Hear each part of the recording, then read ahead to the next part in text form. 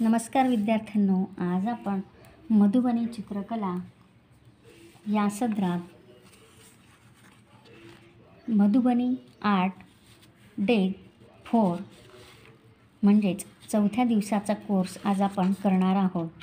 आणि हे तयार झालेलं पेंटिंग, हे तयार झालेलं चित्र आपल्याला या पाकिटात सुरक्षित ठेवायचे आहे, जेणेकरून तुम्हाला केव्हाही बघायचे असतील तर तुम्ही यातून बघू शकता.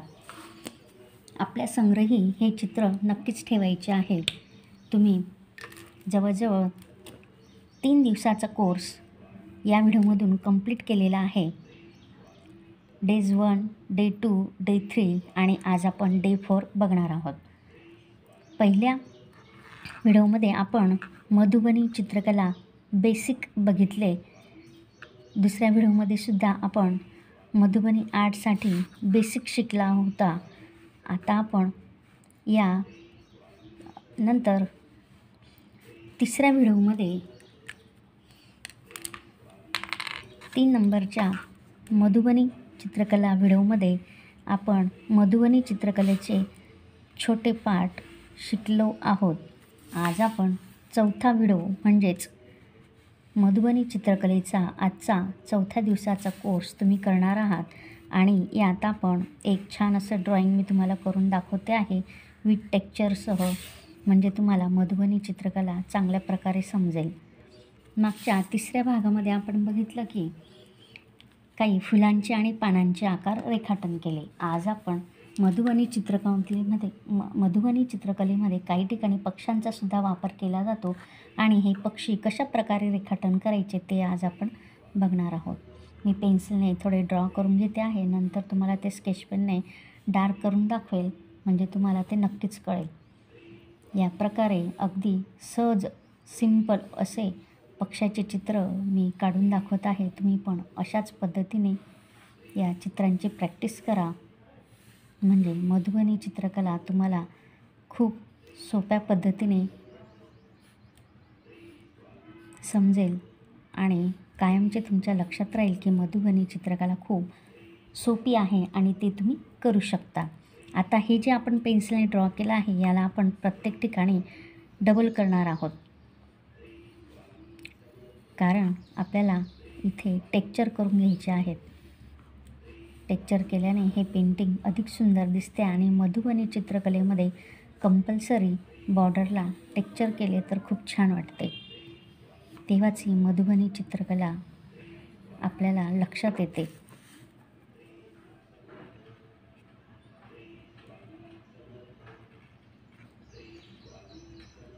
बघा, आता मी मार्करचा वापर करून ह्या चित्राला ठळक करत आहे, त्यामुळे तुमच्या लक्षात येईल की हे चित्र किती सोपे आहे. अगोदर मी पेन्सिल ड्रॉ केले, आता त्याला मार्करच्या सहाय्याने आउटलाईन करून त्याला छान असे टेक्स्चर करणार आहे. तुम्हीसुद्धा black gel pen, marker, sketch pen याचा वापर करून तुमची मधुबनी चित्रकला कंप्लीट करू शकता.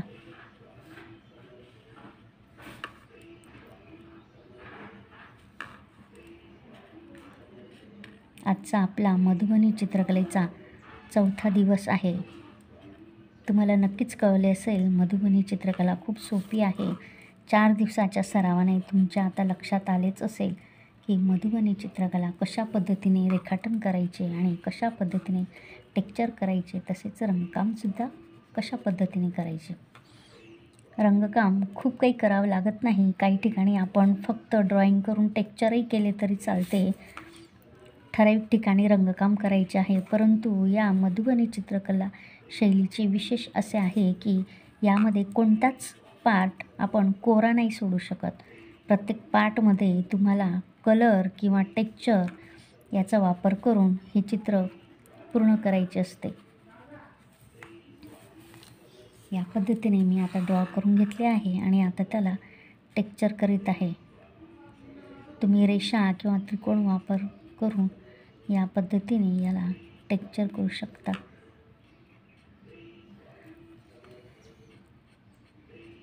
काही ठिकाणी मी रेषांचा वापर करते, काही ठिकाणी मी त्रिकोण वापरले. आता मी रेषांच्या साहाय्याने हे चित्र टेक्स्चर कंप्लीट करत आहे. पद्धतीने तुम्हीसुद्धा असे चित्र काढून याची प्रॅक्टिस करा. मागच्या व्हिडिओमध्ये फुलं आणि पानं कशा पद्धतीने टेक्स्चर करायचे हे मी तुम्हाला शिकवलं. आजच्या व्हिडिओमध्ये आपण पक्षी कशा पद्धतीने काढायचा अगदी सहज सोप्या पद्धतीने मी तुम्हाला काढून दाखवलं आहे. तुम्ही पण असंच चित्र रेखाटन करून छान अशी मधुबनी चित्रकला शैली शिका. तुम्ही शिका आणि तुमच्या मित्रमैत्रिणींनासुद्धा ही मधुबनी चित्रकला कशा पद्धतीने शिकायची यासाठी तुम्ही हा व्हिडिओ तुमच्या मित्रमैत्रिणींना शेअर करा आणि त्यांनासुद्धा अशा पद्धतीने मधुबनी चित्रकलेची माहिती मिळेल. तुमच्या सुट्टीतील आनंद हा असा मधुबनी चित्रकला शैलीसोबत तुम्हाला नक्कीच मिळत आहे. या वर्षाची मधुबनी चित्रकला शैली तुम्ही या उन्हाळ्याच्या सुट्टीत शिकले आहात. अशाच पद्धतीने तुमची प्रत्येक सुट्टी ही कला माझा छंद यामध्ये तुम्ही घालवा, नक्कीच घालवा. चित्रकला हा विषय खूप असा मजेशीर आहे आणि तो तुम्ही तुमचा छंद म्हणून हा विषय पूर्ण करू शकतात आणि या छंदातूनच तुम्हाला तुमच्या काही पेंटिंग तुम्ही सेल करू शकता. म्हणजेच तुम्हाला यातून व्यवसाय मार्गदर्शनसुद्धा मिळत आहे. अशा पद्धतीने तुम्ही तुमची चित्रकला नाविन्यपूर्ण केल्याने तुम्हाला या विषयाची आवड नक्कीच निर्माण होईल. चित्रकला हा छंद खूप मोलाचा आहे.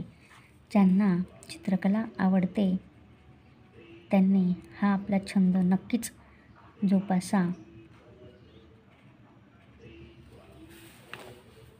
या पद्धतीने सुंदर असे टेक्स्चर तुम्हाला करून घ्यायचे आहे.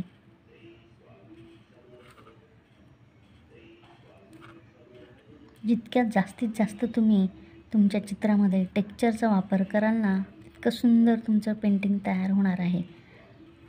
मधुबनी पेंटिंगची खासियतच ती आहे की यामध्ये वेगळ्या प्रकारचे टेक्स्चर वापरल्याने हे चित्र खूप सुंदर दिसते.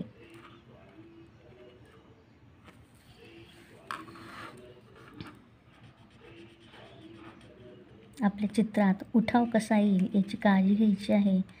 काही ठिकाणी तुम्ही डार्क पद्धतीने टेक्स्चर घ्या, काही ठिकाणी फिकट पद्धतीने टेक्स्चर घेऊ शकता आणि रंगांचा वापर कमीत कमी करून तुमचं चित्र कसं सुंदर करता येईल याकडे नक्कीच लक्ष द्या.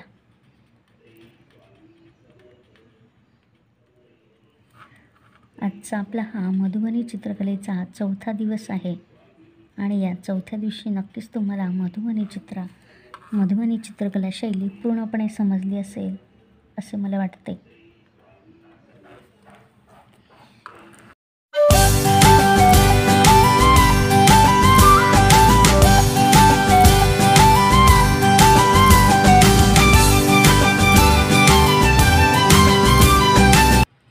या पद्धतीने बारीक टेक्स्चर, बारीक रंगकाम आणि टेक्स्चर काम तुम्हाला करायचे आहे. बघा किती सुंदर मोरपीस तयार झाले आहे.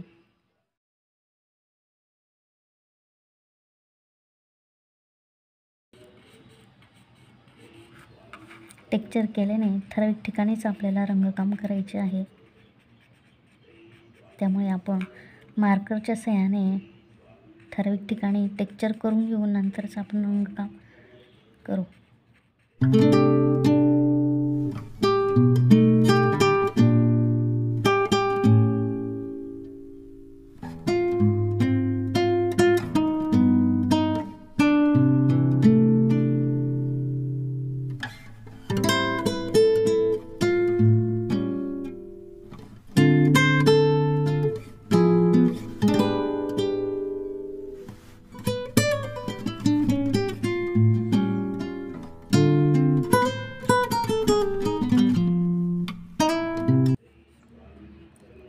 पद्धतीने स्केच पेनचा वापर करून काही ठिकाणी डार्क अशी शेडिंग तुम्हाला तयार करायची आहे. मधुबनी चित्रकला या जितके तुम्ही बारकावे काढाल तितके तुमचं चित्र खूप सुंदर दिसणार आहे.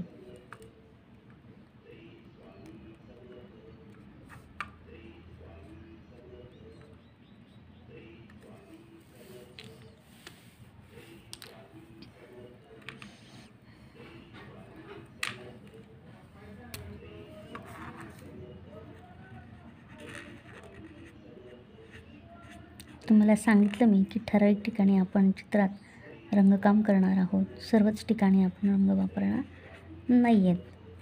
काही ठिकाणी टेक्स्चर, काही ठिकाणी रंगकाम.